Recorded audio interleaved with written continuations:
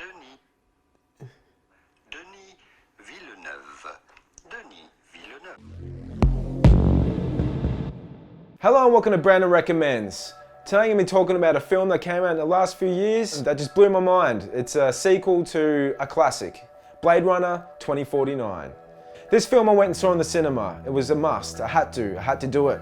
As soon as the film began, you got the flying cars, you got the music by Hans Zimmer and Benjamin Wallfisch. Took me in straight away into the science fiction world. I love the original film by Ridley Scott. That's been one of my favorites for years. Not when I was a kid. It took me a lot longer to appreciate that film, but when I did, I finally understood, really appreciated what he did with that one. I'm not going to say that's a perfect film, but there's a lot of perfect elements in it.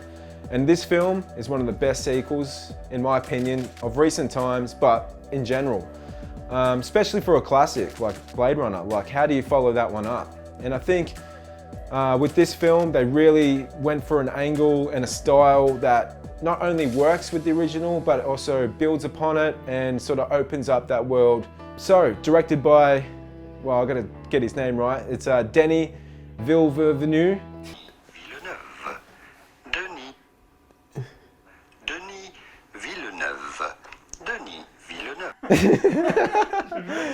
Denis Villeneuve.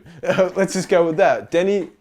Thanks, Denny. I love you, Denny. I love his movies. I swear I wish I could say it right, but my French is not that good, let alone any other kind of language. I'm an Aussie, Australian person, and that's what I'm good at. Struggle with English enough. I struggle with proper English. We've got Harrison Ford coming back into this film.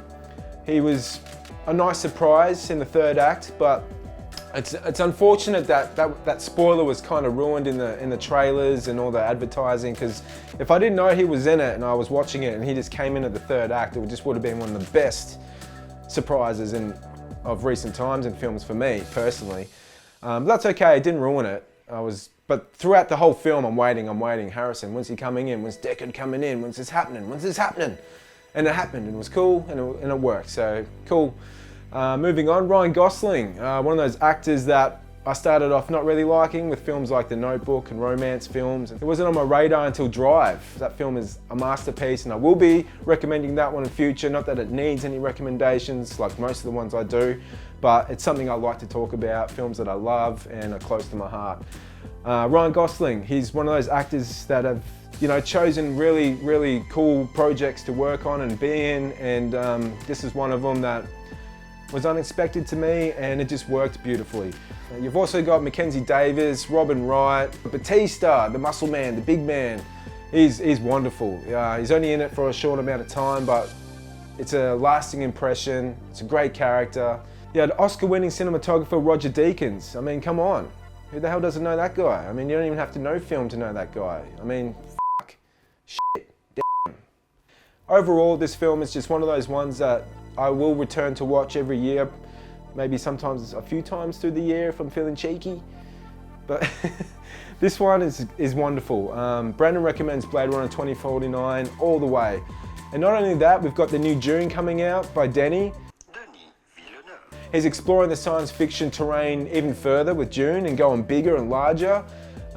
Which is really exciting, and I can't wait for those. He's done Arrival, he's done Prisoners, he's done Sicario. I mean, this guy's on fire. Literally, he is spice. So great stuff. Brandon recommends Blade Runner 2049. What else is there to say? I always told you, you're special.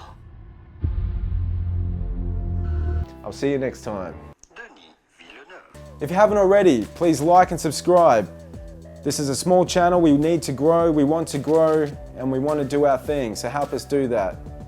Thank you. Till next time.